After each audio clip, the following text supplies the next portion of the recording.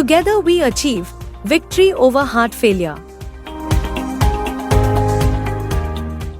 வணக்கம். நான் டாக்டர் தினேஷ், இருதய நோய் நிபுணர். இன்னைக்கு இருதய செயலிழப்பு ஹார்ட் ஃபெயிலியர் பற்றி பேசலான் இருக்கிறேன்.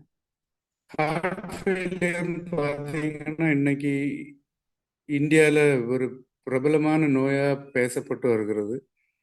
மேலை நாடுகளில் பார்த்தீங்கன்னா இது வயதானவர்களை தாக்கி கொண்டிருக்கும் நிலையில் இந்தியாவில் யங்ஸ்டர்ஸ் இளம் வயதினவரை தாக்குகிறது ரொம்ப காமனாக பார்க்க முடிகிறது. இதற்கான முக்கிய காரணங்கள்னு பார்த்தீங்கன்னா இந்த இருதய நோய் செயலிழப்பு எதனால வருதுன்னு பார்த்தீங்கன்னா சர்க்கரை நோய் ஜாஸ்தியாக இருக்கிறவங்களுக்கு காமனாக பார்க்கப்படுகிறது.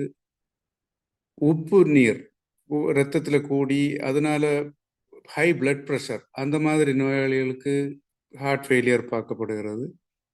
மேலும் ஒபிசிட்டி, அப்புறம் பார்த்தீங்கன்னா மன அழுத்தம், இந்த மாதிரி கண்டிஷன்லையும் ஒரு சில ஹார்ட் ஃபெயிலியர் கார்டியோமயோபதின்றது மரபணு ரீதியாகவும் பார்க்கப்படுகிறது, நோயாளிகளை தாக்குகிறது.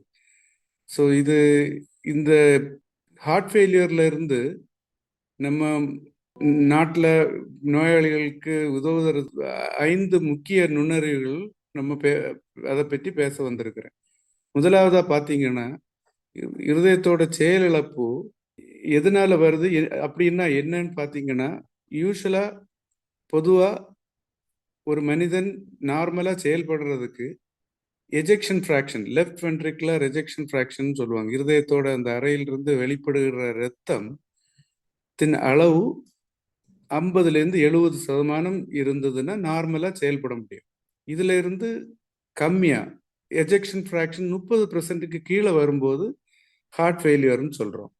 ஸோ இது ஹார்ட் ஃபெயிலியர்னால பாதிக்கப்படுகிறவர்கள் எப்படி கண்டுபிடிக்கலாம்னு பார்த்தீங்கன்னா, ப்ராப்பரான மெடிக்கல் செக்கப், டாக்டர் போய் ப்ராப்பராக பார்க்கறது, பீரியாடிக்காக பிபி செக்கப் பண்ணுறது, சுகரை கண்ட்ரோலாக வச்சுக்கிறது, இதெல்லாம் ப்ராப்பராக பார்த்தாச்சுன்னா இந்த ஹார்ட் ஃபெயிலியர்ல இருந்து நம்ம விடுபடுறதுக்குள்ள வாய்ப்புகள் இருக்கு. மேலும் பார்த்தீங்கன்னா இந்த இருதய நோய் செயலிழப்புக்கான அறிகுறிகள் என்னன்னு பார்த்தீங்கன்னா, மனக்குழப்பம், சோர்வு, இருதய துடிப்பு கூடுதல் காட்டுறது, குமட்டல், மூச்சு திணறல், பலவீனம், பசியின்மை, இந்த மாதிரி பல சிம்டம்ஸ் பேஷண்ட்டுக்கு தென்படும். இந்த நோயிலிருந்து பாதுகாத்து கொள்வது எப்படின்னு பார்த்தீங்கன்னா, நம்ம உன்னதமான அந்த இருதயம், அந்த உறுப்பு, அந்த கடவுள் கொடுத்துருக்கிற அந்த இதயத்தை ப்ராப்பரா மெயின்டைன் பண்றது எப்படின்னு பார்த்தீங்கன்னா, சர்க்கரை அளவு கம்மியா சாப்பிடணும், உப்பு கம்மியா சாப்பிட்றது, சாப்பாடுல ரெகுலரான எக்ஸசைஸ் பண்றது, மன அழுத்தம் இல்லாம வாழ்றதுக்கு யோகா போன்ற பயிற்சிகள் செய்யலாம். முக்கியமா மது, புகைப்பிடிப்பது இதெல்லாம் நிப்பாட்டணும். கடைசியா பார்த்தீங்கன்னா இருதய நோய் செயலிழப்பு இருக்கிறதுன்னு கண்டுபிடித்தா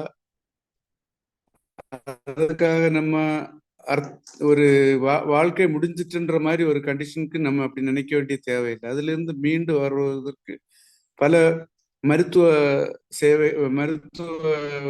உபகரணங்கள் எல்லாம் இருக்கு, மருந்துகள் இருக்கு. இதெல்லாம் சாப்பிட்டாச்சுன்னா இருதய நோய் செயலிழப்புல இருந்து மீண்டு வரலாம். அப்படி இல்லை என்று வரும் ஒரு கட்டத்தில் இருதயத்தில் ஒரு சில கருவிகள், ஐசிடி, சிஆர்டிடி போன்ற கருவிகளை பொருத்தி நீண்ட ஆயுளோட லைஃப் லாஞ்சிட்டிவிட்டியை கூட்டிக்கலாம். இது இல்லைன்னா லாஸ்டா ஒரு இது என்னன்னா இருதய அறுவை மாற்று அறுவை சிகிச்சை செய்யலாம். ஸோ அனைவரும் இருதயத்தை பாதுகாக்கிறதுக்கு மன அமைதியோட நீண்ட ஆயுசோட வாழ்வதற்கு தகுந்த உடற்பயிற்சி, நல்ல உணவு எல்லாம் வாழ்ந்தாச்சுன்னா ஹார்ட் ஃபெயிலியர்லேருந்து மீண்டு ஆரோக்கியமாக வாழலாம். தேங்க்யூ.